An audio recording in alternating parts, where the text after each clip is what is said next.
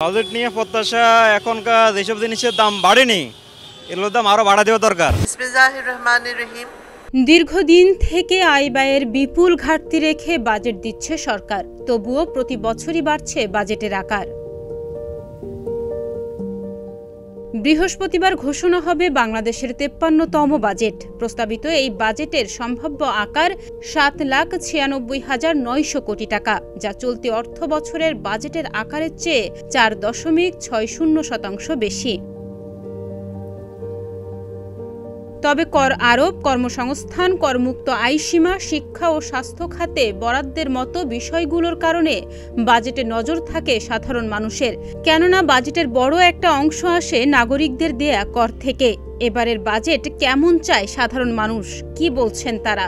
টিভির পণ্যে ভর্তুকি দিয়া প্রয়োজনে প্রতি ওয়ার্ডে একটা দোকান করা হোক, বাজেটের মাধ্যমে কিছু ভর্তুকি দিয়ে ওখান থেকে অন্তপক্ষে যারা একেবারে গরিব তারা যেন মাসে 1 কেজি গরু মাংস কিনতে পারে। লক্ষ কোটি টাকার বাজেট, এটা সাধারণ একটা পাবলিক কি বুঝে? এ তো কিছুই বুঝে না। এই বাজেটটা আমার কি উপকার করছে, বাজেটের আওতায় কতক্ষণ পর্যন্ত আমরা পড়েছি, এটা এরা সাধারণ পাবলিক কিছুই বুঝতে পারতেছে না। কাজে ওটা যদি সরলীকরণ করে যে হ্যাঁ এই গরিব মানুষের জন্য বাজেট এত এত টাকা বাজেট বরাদ্দ আছে, এদের এই যে গরিবত্ব নিরসনের জন্য তাদেরকে এগুলা প্রদান করা এবং দেখা, সুষ্ঠুভাবে তাদেরকে দেখভাল করা, এগুলি করলে তাহলে আমাদের অনেক সুবিধা হবে।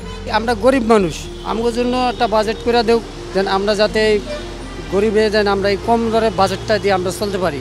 তবে ৬৪% বা 2/3 মানুষ বলছে বাজেট নিয়ে নতুন সরকারের কাছে তাদের কোনো প্রত্যাশা নেই। এমন তথ্যই উঠে এসেছে সিপিডি ও এসডিজি বাস্তবায়নে নাগরিক প্ল্যাটফর্ম বাংলাদেশের এক জরিপে। এদিকে দেশের চলতি বছরের মে মাসে সার্বিক মূল্যস্ফীতি বেড়ে ৯.৮৯% দাঁড়িয়েছে। অর্থনীতিবিদরা বলছেন মূল্যস্ফীতির চাপ বাড়লেও মানুষের বেতন সে অনুপাতে বাড়ছে না।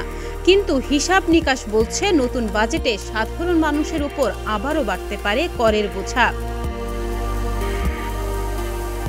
অন্যদিকে মূল্যস্ফীতি বাড়লেও বিপরীতে কমেছে মানুষের অর্থনীতির প্রবৃদ্ধি। এর প্রভাব নতুন বাজেটে পড়তে পারে বলে মনে করছেন অনেকে।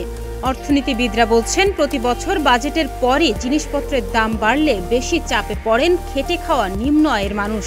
আসছে বাজেটের পর নতুন করে নিত্য প্রয়োজনীয় পণ্যের দাম বাড়লে নিম্ন আয়ের মানুষের কষ্ট আরও বাড়বে। বাজেট প্রণয়ন প্রক্রিয়ায় সাধারণ মানুষের অংশগ্রহণের সুযোগ সীমিত, যে কারণে তাদের ইচ্ছা অনিচ্ছার প্রতিফলন বাজেটে দেখা যায় না। গত কয়েক বছর আয় ব্যয়ের বিপুল ঘাটতির চক্র নিয়েই বাজেট দিচ্ছে সরকার। বাজেটের আকার প্রতি অর্থ বছরেই যখন বাড়ছে তখন ব্যয়ের সঙ্গে আয়ের সামঞ্জস্য থাকছে না, যে কারণে বাড়ছে ঋণ নির্ভরতা, যার সুদ দিতে আবার চাপে পড়ছে অর্থনীতি। এ অবস্থা থেকে বেরিয়ে আসতে আগামী ২০২৪-২৫ অর্থ বছরের বাজেট থেকেই রাজস্ব আহরণ এবং ব্যয় ব্যবস্থাপনায় সরকারের নীতিতে পরিবর্তন ও সংস্কার আনার তাগিদ দিয়েছেন অর্থনীতিবিদরা। ডেস্ক রিপোর্ট, প্রতিদিনের বাংলাদেশ।